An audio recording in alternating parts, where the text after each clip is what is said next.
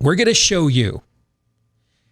Now, this is the first time this is the official U.S. statistical profile.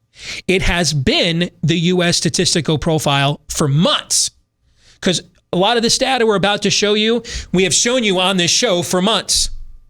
But the problem is it wasn't stratified for you. So people like me or Daniel Horowitz or Jordan Schachtel and this other, ragtag group of what's left of the colonial fleet after the Cylons destroyed the rest, all right, trying to make our way to this place called Earth.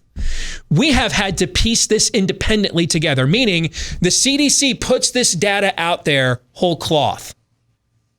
But it's not given any stratified meaning. So you guys have always asked me, well, Steve, what's your source on this?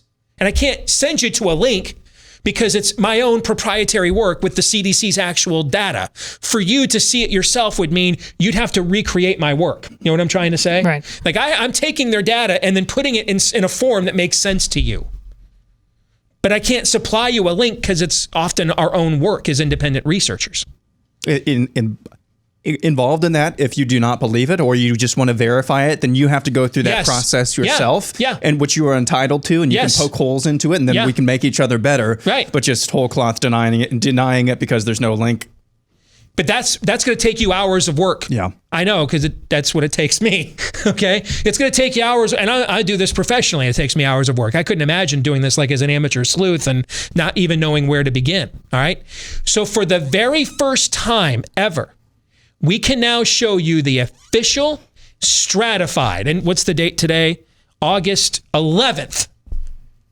August 11th, March 11th is when the world really ended in this country with the mass shutdowns and everything else. That's when Anthony Fauci went and testified before Congress that, hey, this is 10 times worse than the flu, right? That was the day. I think the next day is when the NCAA tournament canceled and everything else. So it's August 11th, and for the first time, we can show you the real official stratified mortality data. We can even give you the link to the table there at the bottom of the video, because 800 of you are going to email me, Steve, what's the link? What's the link so I can share it? It's right there, the bottom of the video. You can finally now, without having to do all the independent research and piecing it all together to make sense of what it means on your own. That's what I've had to do for the last few months, and people like me. Now, finally, the government of these United States is going to do it for us. All right? Here are the real COVID-19 facts the media doesn't want you to know. Right from our CDC. This is through August 1st. All right? All of their data through August the 1st. 85 and older are just 3.2% of the U.S. population, but they make up 1/3 of all COVID-19 deaths. 75 and older are just 7% of the U.S. population, but they make up 59% of all U.S. COVID-19 deaths.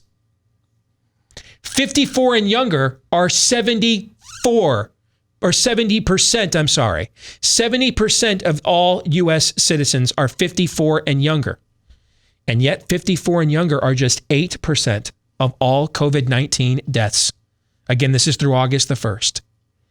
Deaths don't even register a percentage on their metric until we reach age 15 to 24. And even then, it's just 0.2%, which means kids college through undergrad are in no significant danger of dying of COVID. Your college student right now, if they get COVID, they're an undergrad, 98%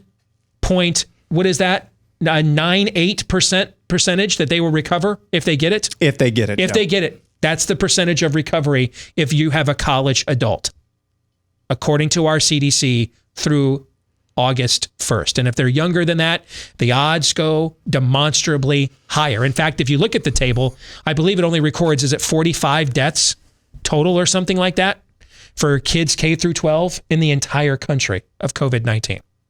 That's why they've been outside, at home, all over the country all this year. Now, here is the key thing to keep in mind, though, okay? There's two things to keep in mind. Number one, the median age of COVID death right now in America is 78. if people keep sending me notes, Steve, I'm trying to do the research you're doing, and I'm looking at the excess deaths in CDC, and I'm seeing it's not that much higher than it is in 2017 or 2016. I must be reading this wrong because I'm watching the news, and it's all this bad news, and yet when I look at the total excess deaths, which, by the way, if you're researching and you're starting there, you're smart. That's the right place to begin to get a baseline. You're right to do that. You're smarter than the average bear. Props to you. But you're going to note that there's not a huge difference in these numbers. And so a lot of you have been emailing me, Steve, it doesn't make any sense. I mean, I know what I'm seeing on the news. I know people that have gotten this. I know people that have died, but the total excess deaths in this country, what did we say about a month ago? Texas was at only 2% higher excess deaths than it was at this time last year. Do you want to know why that is? Go back, put that back on the screen, Aaron, full screen. This number right here is why. The median age of COVID death in America right now is right around 78. It's like 77 point something. So it's right around 78. You know why that matters? Do you know what the average lifespan is in the United States right now? What average life expectancy in the U.S. is? 78. That's why you're not seeing massive amounts of more of excess death. Because even Neil Ferguson, when he screwed the world with his crackpot model at Imperial College that turned out to be false, even in that model, you know what he said? That he estimated about 63% of all COVID deaths were going to be people that died within a year. Anyway, premorbidities, comorbidities, respiratory failure, cardiac failure, morbid obesity, right? Remember when he said that? Guess what? That turned out to be the only thing he was right about. The median age of COVID death in America is 78. That is the actual life expectancy in America right now. That is why you're not seeing massive amounts more of total excess death. Because COVID-19 is killing people, sadly. But it is by and large killing people that were probably going to be killed this year anyway. And that's why the total excess deaths have not skyrocketed. I can't stress that point enough when we start talking about getting back to being some form of normal as a country. And then this next point is another one I can't stretch enough. All of this COVID-19 mortality stratified data from CDC, keep in mind how they code it.